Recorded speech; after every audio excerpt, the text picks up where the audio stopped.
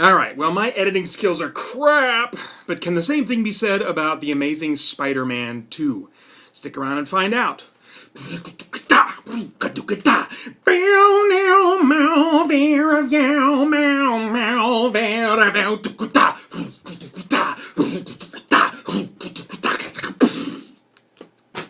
Alright. Well, hi, I'm Peter Franson from ChristianGeekCentral.com and Spirit Blade Productions with an uncut review of The Amazing Spider-Man 2. Okay, so as a little bit of a setup, Spider-Man is now an established protector of New York City, but balancing that role with his life as Peter Parker has never been more difficult as he struggles to keep the promise he made to Gwen Stacy's father to keep her away from his dangerous new life. In addition, Harry Osborn, which we discover in this movie is Peter's childhood friend, re-enters his life and pleads for help that Peter may not be able to give. Meanwhile, Oscorp dishes out more trouble in the form of Electro, a being far more powerful than Spider-Man with electricity itself at his command. Okay, first let's talk about the script and the story. Really tight and dense. There's a lot going on in this movie in every single scene.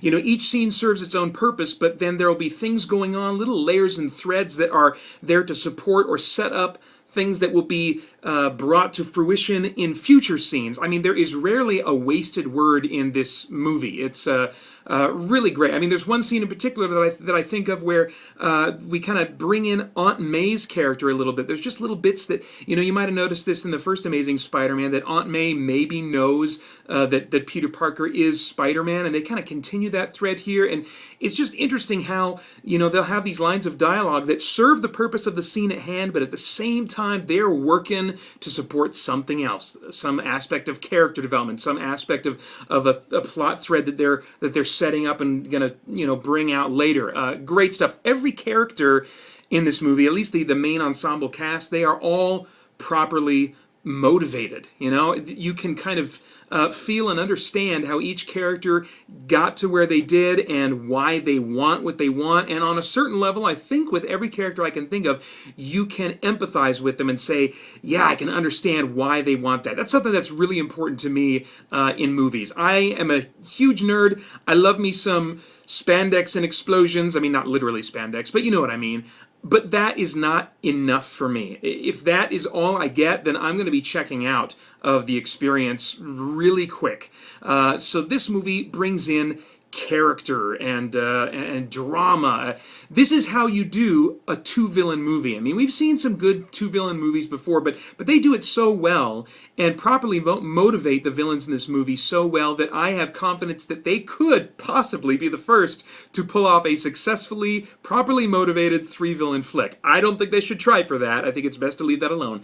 But they really do well motivating and creating the villains that are in this movie without making them three-dimensional. And like I said, it's character-driven, which is a wonderful thing to see in any kind of like nerd genre flick. Great stuff. The performances. This is, I think, without a doubt, the most emotionally moving superhero film I've ever seen, as it should be. I mean, if you think about the source material, Spider-Man as a superhero character was really, to my knowledge, the first superhero, at least the first really popular one, to bring just kind of everyday drama and insecurity and all that kind of stuff into the character, into the storytelling. And so, you know, you look at the Chris Nolan Dark Knight trilogy, you know, great movies, and they do have some good character drama.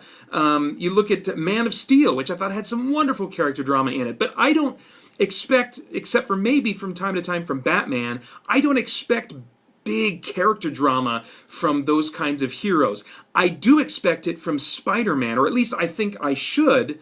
And it just seemed extra fitting, I think, because of the comic book history of Spider-Man, what he has meant to the comic book industry. So it seemed perfectly fitting to me, but at the same time still a wonderful surprise that this is easily the most emotionally moving and dramatic superhero film I've ever seen. The performances are fantastic. Andrew Garfield and Emma Stone, their chemistry. There's really only a few misses with what they had going on. Mostly they were doing subtle and awkwardly realistic things that were really endearing and a lot of fun to watch. Sally Field, good grief. She's not even Peter Parker's mom technically, but she is the best superhero mom to date, in my opinion. I can't think right now of another one that that it communicated and made me feel as much as she did the love that she has for Peter. I mean, holy cow, wonderful stuff. Dane DeHaan is another one to watch. You might recognize this guy from Chronicle. If you haven't seen Chronicle, go check it out. It's one of my favorite superhero movies that isn't really a superhero movie. It's actually maybe more of a supervillain movie. Great stuff. That's where I first saw him. That's where you might have seen him too, if his face looks familiar. I think he's going to be a face to watch, especially after this movie, what he does. I think he's going to probably do some great character actor stuff, maybe some great dramatic stuff. I don't really have a sense of his range, but he's wonderful as Harry Osborn, strange and cold. I would really be interested. He probably won't touch it now after doing this role, but I would really be interested in seeing his Joker, seeing what he can pull off as Joker, because he's got this grin that's just like, it's like, oh man, that is, I mean, it's just like his mouth was made to do this really creepy grin. Jamie Foxx, a great actor. I don't think this was one of his best roles. His performance is a bit overdone early on, I think. He's kind of playing a nerd type character who's really good with science and engineering. He's like an electrical engineer or something like that. In this movie, he and the creators bring about it. They kind of portray. That's the wrong word. They manifest, we'll say. That sounds cool, but it's not the word I'm looking for. A caricature, I think, of a socially awkward nerd, and I would have been more interested in a more realistic socially awkward nerd. I think it would have fit in with the rest of the movie better, which generally is very grounded in terms of the drama. Maybe not always in terms of the characters, but he just seemed to fit out a little bit, and or not fit in, excuse me.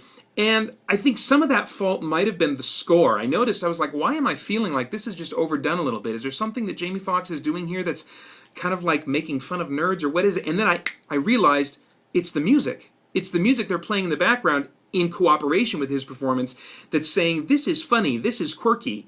And I wish they wouldn't have done that. I think it would have been more interesting, and I think he would have been more relatable as a character if they would have handled the music differently, and if he would have made his performance as the nerd character at the beginning a little more subtle. As it is, as soon as you go like with a caricature or you go for kind of comedic value, it puts me, I think probably us in general, but me certainly, at a bit of a distance to say, okay, this is kind of a comic relief scene that we're having here, instead of like, oh, this is a person that is real, and I can think of people like this that don't know how to fit in, and they're a little bit strange, and they don't know how to get along with other people, and my heart goes out to them for that, And I didn't feel that with him, because they seem to be going for just a little bit of quirky, light comedy with him. So let's talk about the score then, since that kind of just came up. A few minor missteps, I think, in, as I said, overemphasizing the nerd humor, but otherwise, this was an amazing and innovative score to my mind, at least in terms of how it interacted with the film. In the first scenes when Electro really starts to kind of go at it, and starts discovering what he's capable of, as his powers start to kind of charge up, and he's like getting ready to blow crap up, then there's like this murmured chant, or maybe it's a rap. It was kind of muffled, and they had an effects filter on it, so I really would like to hear it again. But this kind of is not like a choir, but like a soloist, almost like a solo rap artist that was doing something in the background, and you could hear the voice was in rhythm, but it was getting angrier and angrier and angrier, and then it culminated in like the explosive attack of Electro, and the music that they used for Electro when he was on the scene and doing stuff was this cool electronic dubstep-ish bass theme that I thought was really cool. They did use it again later on in a scene that he wasn't in, but I still thought that it was really cool. Great fit for all of his scenes. They also coordinated music and action in this movie in the climax in some interesting ways. In the last fight scene, Electro is like bouncing back and forth between these. I don't know if pylons is the right word. These just kind of like these big rods, electrical rod type things, and he's going bow dow dow dow dow dow, and it's like, but it wasn't that. It was something melodic and nice, you know, and Spider-Man even kind of makes a joke that kind of gives him, he kind of breaks the fourth wall, as it were, just a tiny bit. Not really. I mean, you could see it happening totally in story, in world, but it was kind of like, you know, a little bit of what the audience might be thinking at that moment. It was just a really great moment, a great marriage of film score and the action going on in the scene. In general, as far as like what the score sounds like in general when like Electro's not around, it's a heroic, epic score, but mixed with a dark, modern electronic edge. I will likely buy this score. I really enjoyed it a lot. The visual effects. Spider-Man is ungrounded. You know, I commented when I reviewed the first Amazing Spider-Man that he seemed a little bit grounded and literally, I mean, grounded. And he didn't seem to be as high-flying as like the Tobey Maguire movies and just like all over the place doing crazy freaking, you know, just like out of control Spider-Man stuff. Well, in this movie, he is high-flying from the very start. And it's like, yeah, now we're getting the kind of high-flying, crazy action and more that we saw in the Tobey Maguire Spider-Man movies, but with all the great grounded character drama of these movies. There's like crazy slow-motion Matrix shots, you know, and spider powers and his spider senses are fully tuned, so they kind of do, you know, like in the Tobey Maguire movies, they had that moment when he was discovering his spider senses and like everything slowed down and he was, you know, the camera kind of zoomed around and he was aware of his surroundings and stuff, and they like totally amped that whole concept, that whole visual concept of spider sense up to like the nth degree. And there's like a couple of sequences where, and I won't give any details, you know, I'm just speaking in generalities, so no spoilers here.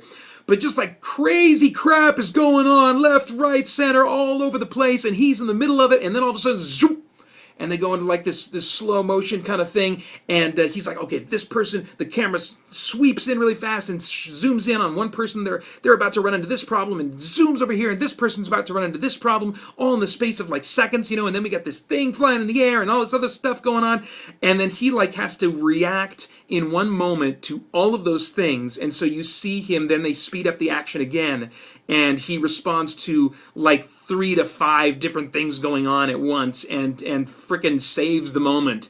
It was really, really cool. It's not exactly bullet time like the Wachowskis did in the first Matrix movie, where a bunch of cameras are set up and then they, you know, fire them off in a big circle and capture, you know, the same 3 seconds of action.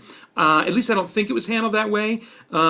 But it's probably a combination of having actors freeze and then panning the camera around them, or doing just things in full CG, or having actors freeze or at least move slowly while a fast cam slides around on rails and stuff like that. So I think they were switching up their techniques of how they would pull off those cool bullet time-ish slow motion shots, which I think is great. Whenever you can do the same kind of, create the same kind of effects result with different methods, then you can kind of keep your audience guessing, and you know, they won't necessarily be tuned in as quickly to the tricks that you're using. And so I really appreciate it when filmmakers do that. And yeah, so great stuff. The CGI was an improvement, certainly, in both the last Amazing Spider-Man and this one when compared to the Tobey Maguire movies. There is some more CG Spidey in this movie. They really tried to go practical almost 100% in the first Amazing Spider-Man, and now it's more like, I want to say almost a 50-50 split during the action scenes, but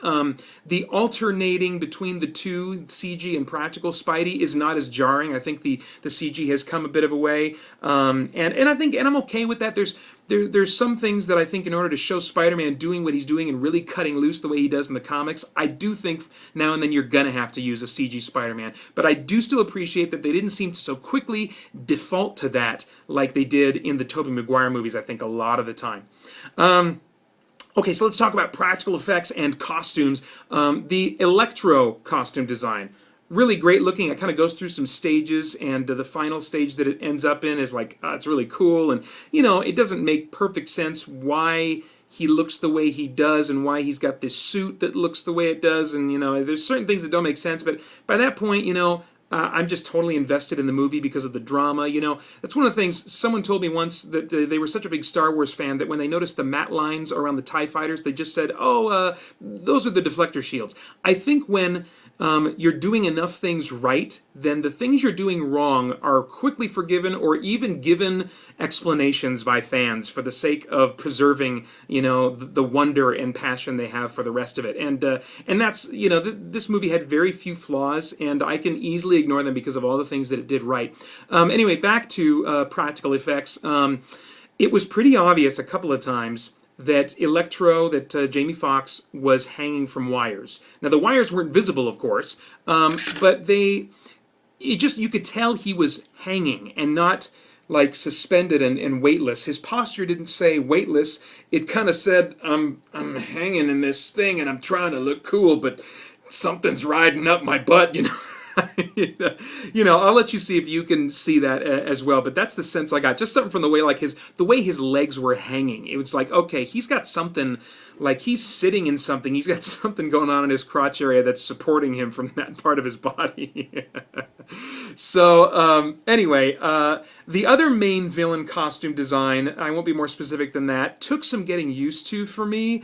I feel like it wasn't fully realized in terms of its design, and it's likely to undergo changes in the future, but it did work for its purposes. It took just a little bit of adjustment, and then I was like, okay, I'll just run with this, But again, small thing.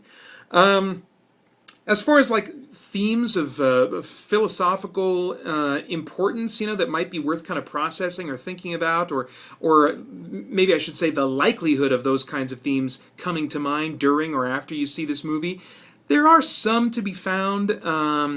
One that comes to mind would be letting other people, specifically I would say like children or loved ones, people you really care about, that you feel a sense of responsibility toward for their safety, letting those people make choices that may put them in danger.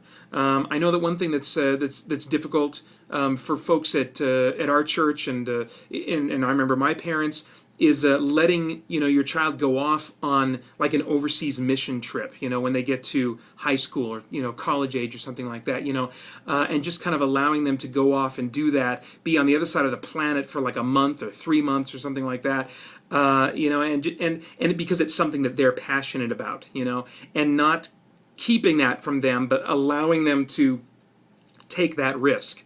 So I think maybe there's something to be said for that. And then also the question of, is it ever right to break a promise? Are there ever any circumstances under which it is right and good to break a promise? Or is it never good? Is it always kind of just the lesser of two evils, or the greater of two evils? If you've seen the first Spider-Man, you know that there was a promise that that Peter made to Gwen Stacy's father, to Captain Stacy, and a good chunk of this movie is him wrestling with the dilemma of, do I keep that promise or not, or how do I do that, and how does that affect my relationship with Gwen, and my whole life as Spider-Man, So I do think there's some stuff there that you could mine, but really this movie, I think, creates feelings more than it does thoughts. That was certainly the case for me. It was very, oh my gosh. There were at least 2 or 3 scenes that I can think of that I was crying watching this movie. And that happens from time to time when I'm watching, a more dramatic movie or a dramatic superhero movie. I've never cried this much in a superhero movie as a result of just my investment with what's going on and the lives of the characters and stuff. It was wonderfully intense, but holy crap, I was drained after seeing this movie. I mean, I was in a bit of a daze coming out. It's almost 2.5 hours long. And it's not all drama. There's tons of great action and stuff. I'm not saying it's this heavy drama, but man, when they have those dramatic scenes, they are like, punch you in the gut, and you're just like, oh my gosh. And some scenes I'm like, oh my gosh, I can't believe, I mean, just, oh man. So listen, go see this movie. Go see this movie, even if you're not a superhero fan, even if you haven't seen the first Spider-Man, I might say. No, you should see The Amazing Spider-Man. That's a good movie. But go see this movie. Do not wait. I would think, yeah. Well, I mean, if you're the type of person that waits to watch movies when they're on Redbox or whatever anyway, I guess you'll be fine. But if you're debating on whether or not to see this in theaters right now, go see it now. It's totally worth the time, totally worth the money. It is. It's not the best superhero movie I've ever seen, but it's so close. It's almost indistinguishable. This is a great movie. As I said, its flaws are overwhelmed by the other things that it does so wonderfully. And especially for a guy like me that cares about character, cares about emotional investment in a story. Oh, wow. It's rated PG-13 for sequences of sci-fi, action, and violence. I give it a quality score of 9.5 out of 10. Oh my gosh, great movie. And a relevance score of 6.5 out of 10. Now, I should say that there's a kind of a shawarma at the end of this one, and by shawarma I mean a bonus scene that happens midway or after the credits. But this one left me with like a what the crap kind of thing going on. In the middle, this is not a spoiler. It wasn't even like a bonus scene for this movie or a future Spider-Man movie. It looked like an advertisement for X-Men Days of Future Past. Which doesn't make any sense to me because it's not a Fox movie and this is a Sony Pictures movie. So when I saw that, I saw like in the middle of the credits, they go, and the X-Men, like the vault or whatever underneath the X-Mansion, it just, you see that, and then it opens up and you see this kind of X-Men stuff going on, and you see Mystique, and I'm like, what the crap? And for a second there, I was like, holy crap. Of course, I was thinking much stronger language in my mind. I was like, oh my gosh, this is insane, because in that moment I thought, they've kept it secret somehow until this moment, that Fox and Sony are going to be merging their Marvel universes. I was about to like blow my mind. And then I just started watching it some more. I was waiting for like some evidence of that. Is there any Spider-Man? Is there any inkling that any of this is part of the Spider-Man universe? None. It was all X-Men stuff going on. And then it's over. And then you finish the Spider-Man credits. So I don't know what the crap just happened. I don't know how Fox, it wasn't a bonus scene, it was like Fox bought some advertising space in the middle of the credits for Amazing Spider-Man 2. It doesn't make any sense to me. So if anybody can explain what the crap is going on there, because it didn't seem to me like they were reconciling their differences or whatever and merging the two universes. If they did, that would be like a huge coup. I mean, look out. Avengers movie Marvel universe. I mean, that would like totally be crazy if they merged those two universes. If Spider-Man showed up in X-Men Days of Future Past and none of us knew it was coming, holy crap, that would be nuts. But I don't think that's going to happen. I just have no idea what the crap that was. I really hope that doesn't happen again. I like my shawarma. I don't want ads in the middle of my credits. I want shawarma. Anyway. All right. Well, guys, please do like, share, and subscribe, or I just may crawl in a hole and cry myself to sleep and decide never to record myself again. Also, please leave comments below about what you liked or what you'd like to see, except for better editing. I really don't think that's going to happen. Yeah, so, also, for information about our scoring system, that to quality relevant stuff, and tons of other content and community, visit ChristianGeekCentral.com. I hope you'll come and join us there soon as we continue to geek out and seek the truth.